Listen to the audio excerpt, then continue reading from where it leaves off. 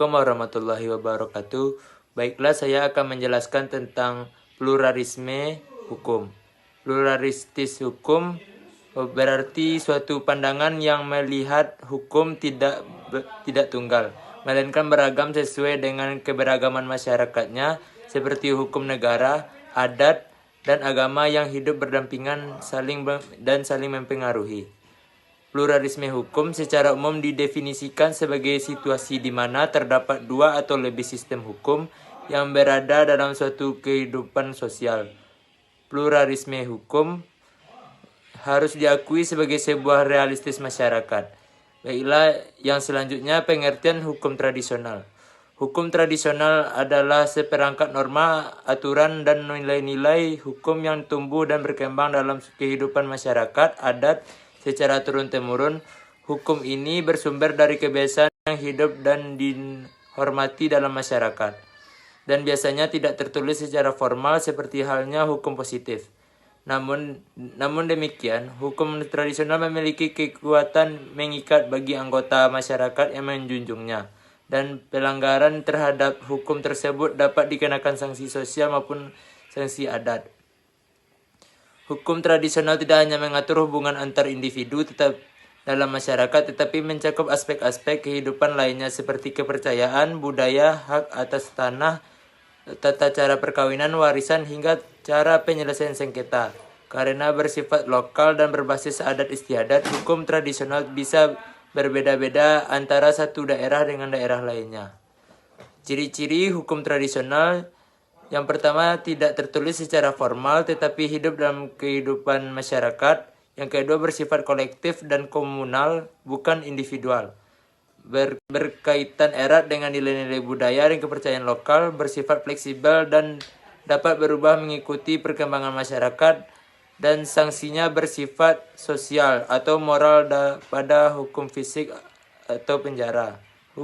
Contoh hukum tradisional: yang pertama, sistem Kasepakekang dalam adat Bali. Dalam masyarakat Bali, jika seseorang melanggar hukum adat secara serius, misalnya melakukan perbuatan amoral atau menentang keputusan adat, maka mereka akan dikenai sanksi Kasepekang, yaitu pengucilan sosial.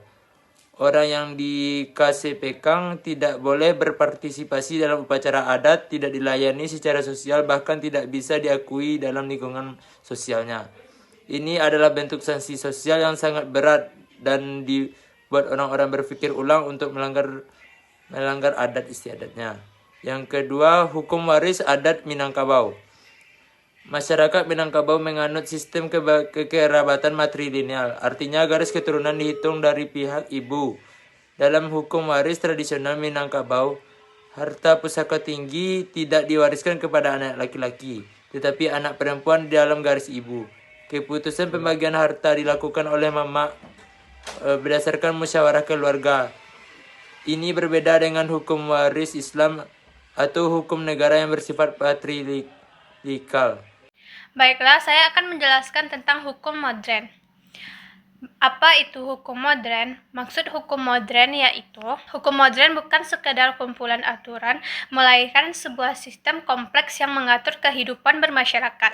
Ia berbeda secara signifikan dari sistem hukum tradisional atau adat yang lebih bergantung pada kebiasaan, norma sosial, dan interpretasi otoritas keagamaan. Hukum modern bertujuan untuk menciptakan tatanan sosial yang adil, tertib, dan aman bagi masyarakat dan bagi seluruh warga negara. Beberapa karakteristik kunci hukum modern meliputi yaitu: 1. Bersifat tertulis dan sistematis. Hukum modern dikodifikasi, artinya aturan-aturan hukum dirumuskan secara tertulis dan sistematis dalam undang-undang, peraturan pemerintah, dan perundang-undangan lainnya.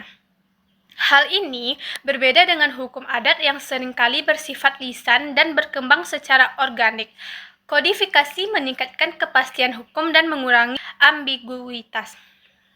2. Berbasis rasionalitas dan logika. Hukum modern menekankan pada penalaran logis dan rasional dalam pembentukan dan penerapan hukum. Keputusan hukum didasarkan pada interpretasi teks hukum, preseden pengadilan, dan prinsip-prinsip hukum yang mapan. Berbeda dengan hukum adat yang mungkin melibatkan unsur-unsur mistis atau kepercayaan tradisional. Ketiga, berorientasi pada hak asasi manusia. Hukum modern menempatkan hak asasi manusia atau HAM sebagai pusat perhatian.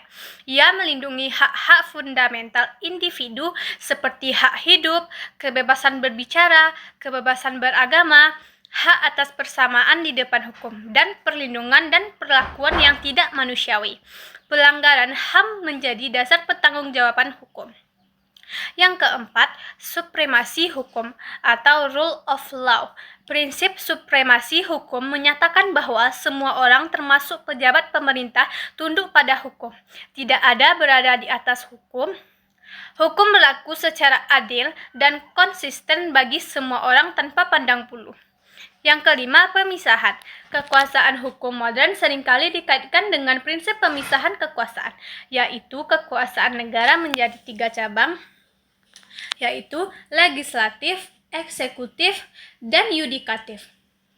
Pelanggaran. Pemisahan ini bertujuan untuk mencegah penyalahgunaan kekuasaan dan menjaga keseimbangan kekuasaan di negara. Yang keenam, proses peradilan yang adil dan transparan. Hukum modern menjamin proses peradilan yang adil dan transparan, di mana setiap orang yang dituduh melakukan pelanggaran hukum berhak atas pembelaan hukum yang layak, persidangan yang adil, dan putusan yang tidak memihak. Baiklah, selanjutnya saya akan menjelaskan tentang sejarah singkat hukum modern.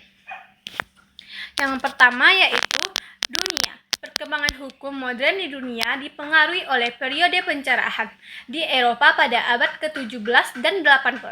Pemikir seperti John Locke, Montesquieu, dan Rousseau memberikan kontribusi besar pada konsep hak asasi manusia, pemisahan kekuasaan, dan kedaulatan rakyat. Revolusi Amerika dan Prancis mempercepat penyebaran ide-ide ini ke seluruh Indonesia. Sistem hukum modern di Indonesia mulai dibentuk setelah kemerdekaan tahun 1945, meskipun hukum adat masih memiliki peran penting di hukum daerah. Hukum modern menjadi dasar sistem hukum nasional. Indonesia mengadopsi beberapa prinsip hukum Eropa, namun juga mengembangkan hukum yang sesuai dengan konteks budaya dan sosial Indonesia. Kesimpulannya dari hukum modern ini yaitu hukum modern merupakan sistem yang dinamis dan terus berkembang. Ia berperan krusial dalam menjaga ketertiban keadilan. Baiklah, saya akan membahas tentang keterkaitan hukum adat dan hukum modern. Hukum adat dan hukum modern memiliki keterkaitan yang kompleks dan saling terkait, meskipun mereka memiliki asal-usul dan prinsip yang berbeda. Hukum adat yang berakar dari tradisi dan nilai-nilai lokal berinteraksi dengan hukum modern yang didasarkan pada perkembangan, peradaban, dan prinsip-prinsip terstandarisasi. Keterkaitan ini menciptakan dinamika unik dalam konteks hukum di Indonesia, di mana kedua sistem dapat eksis berdampingan, namun juga dapat menimbulkan konflik. Beberapa aspek keterkaitan antara hukum adat dan hukum modern. Di antaranya yang pertama, tujuan yang sama. Baik hukum adat maupun hukum modern memiliki tujuan yang sama, yaitu menciptakan keadilan. Keadilan dalam konteks hukum adat seringkali terkait dengan pemahaman lokal tentang hak dan kewajiban, serta nilai-nilai sosial yang berakar di masyarakat. Sementara hukum modern dengan prinsip-prinsipnya yang terstandarisasi juga berupaya menciptakan keadilan yang adil dan merata bagi seluruh warga negara. Peran hukum adat dan pembangunan hukum nasional. Hukum adat dapat berperan sebagai sumber bahan dalam pembangunan hukum nasional. Nilai-nilai dan praktik-praktik yang ada dalam hukum adat dapat dijadikan inspirasi atau rujukan dalam penyusunan peraturan perundang-undangan yang lebih luas. Yang ketiga, dinamika dan konflik. Keterkaitan hukum adat dan hukum modern juga dapat menciptakan dinamika dan konflik. Konflik dapat muncul karena perbedaan prinsip, nilai, dan mekanisme penyelesaian masalah. Hukum modern yang bersifat universal dan seragam mungkin tidak selalu relevan dengan konteks lokal yang spesifik. Yang keempat, harmonisasi dan relevansi. Harmonisasi antara hukum adat dan hukum modern sangat penting untuk menciptakan keadilan yang inklusif dan relevan bagi masyarakat dengan memadukan nilai-nilai tradisional dan prinsip-prinsip modern. Hukum adat dapat tetap relevan dan berkontribusi positif terhadap kehidupan berbangsa dan bernegara. Dan yang terakhir, tantangan di era modern. Salah satu tantangan yang dihadapi hukum adat di era modern adalah konflik yang terus terjadi antara sistem hukum adat dan sistem hukum nasional. Di sisi lain, hukum modern juga perlu mempertimbangkan konteks lokal dan nilai-nilai tradisional untuk memastikan relevansinya dengan masyarakat. Sekarang saya akan melanjutkan materi dari rekan-rekan saya sebelumnya, yaitu mengenai analisis hukum adat yang terdapat pada Nagari Talua Lintaubuo, Kabupaten Tanah Datar, Sumatera Barat. Indonesia merupakan negara yang kaya akan sumber daya alam, ras, serta kebudayaan masyarakat setempatnya. Bahkan, setiap daerah di Indonesia memiliki ciri khas kebudayaan mereka tersendiri. Dan tentunya, dari kebudayaan itu terdapat aturan yang berlaku dan menjadi pedoman bagi masyarakat setempat. Tak lain halnya pada Nagari Talua Lintaubuo, Kabupaten Tanah Datar, Sumatera Barat. Nagari Talua merupakan bagian dari masyarakat adat Minangkabau yang menganut sistem matrilineal, di mana garis keturunan ditarik melalui ibu. Hukum adat di negari ini mengatur berbagai aspek kehidupan masyarakat, mulai dari kepemilikan tanah hingga upacara adat. Nah, yang pertama ada yang namanya kepemilikan tanah ulayat. Tanah ulayat adalah tanah adat yang dimiliki secara bersama oleh suatu suku atau kaum di Nagari Talua. Pengelolaan tanah ulayat ini diatur oleh hukum adat yang menekankan prinsip musyawarah dan mufakat dalam pengambilan keputusan terkait pemanfaatan tanah tersebut. Hal ini bertujuan untuk menjaga kelestarian dan keberlanjutan sumber daya bagi generasi yang mendatang. Yang kedua, upacara kematian. Upacara kematian yang dilakukan oleh masyarakat adat Nagari Talua, Kecamatan Lintaubuo, Kabupaten Tanah Datar adalah serangkaian prosesi adat dan keagamaan yang mengiringi kematian seseorang dari awal wafat hingga beberapa waktu setelah penguburan. Tradisi ini merupakan perpaduan antara adat Minangkabau dengan ajaran Islam yang bertujuan menghormati jenazah, mendoakan almarhum, dan memperkuat solidaritas keluarga serta masyarakat setempat. Tahapan upacaranya biasanya dilakukan pada saat momen-momen penting, seperti yang pertama, hari pertama sampai ke-7. Itu ada tahlilan setiap malam, jamuan makan, dan juga pembacaan surah Yasin. Yang kedua dikenal dengan Manigo Hari, yaitu hari ketiga. Ini berupa tahlilan membaca doa atau kenduri.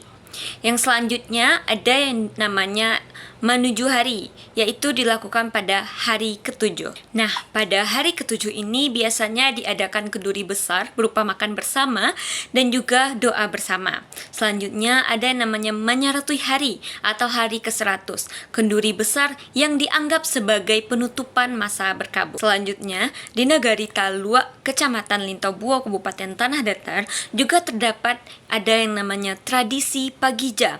Tradisi Pagija merupakan bentuk ritual tolak bala yang dilakukan oleh masyarakat Nagari Talua sebagai ekspresi kultural untuk memohon perlindungan dari Allah Subhanahu wa taala terhadap segala bentuk malapetaka seperti penyakit, musibah alam, atau wabah. Meskipun bersifat tradisional, unsur spiritual dan sosialnya sangat kuat karena ini menggabungkan nilai Islam dan juga adat Minangkabau.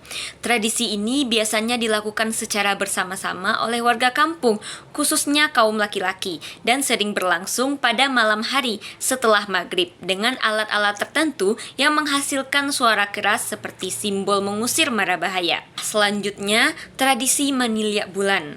Tradisi Maniliak Bulan ini biasanya dilakukan menjelang bulan Ramadan. Masyarakat Nagari Talua melaksanakan tradisi Maniliak Bulan atau melihat hilal untuk menentukan awal puasa. Proses ini ditentukan oleh kerapatan adat Nagari atau KAN, alim ulama, dan pemerintahan Nagari Talua melalui musyawarah bersama. Warga melihat bulan di tempat-tempat tertentu dengan mata telanjang. Biasanya dilakukan di lokasi yang tinggi atau lapang. Nah, selanjutnya ada yang namanya tradisi Pacu Bidua di Talago Angui. Pacu Bidua adalah perlombaan perahu tradisional yang diadakan di Talago Angui untuk memeriahkan Idul Fitri. Tradisi ini biasanya menjadi sarana melestarikan budaya turun-temurun di tanah datar dan mempererat kebersamaan masyarakat. Selain itu, acara ini juga dimanfaatkan oleh masyarakat untuk berjualan makanan dan cenderamata, serta berpotensi menjadi daya tarik wisata daerah. Selanjutnya, peran kerapatan adat nagari atau KAN. KAN merupakan lembaga adat yang berfungsi sebagai pengambil keputusan tertinggi dalam masyarakat Nagari Talua. Lembaga ini bertugas menyelesaikan sengketa, menetapkan aturan adat, dan menjaga nilai-nilai budaya lokal. Keputusan yang diambil oleh KAN bersifat mengikat dan dihormati oleh seluruh anggota masyarakat.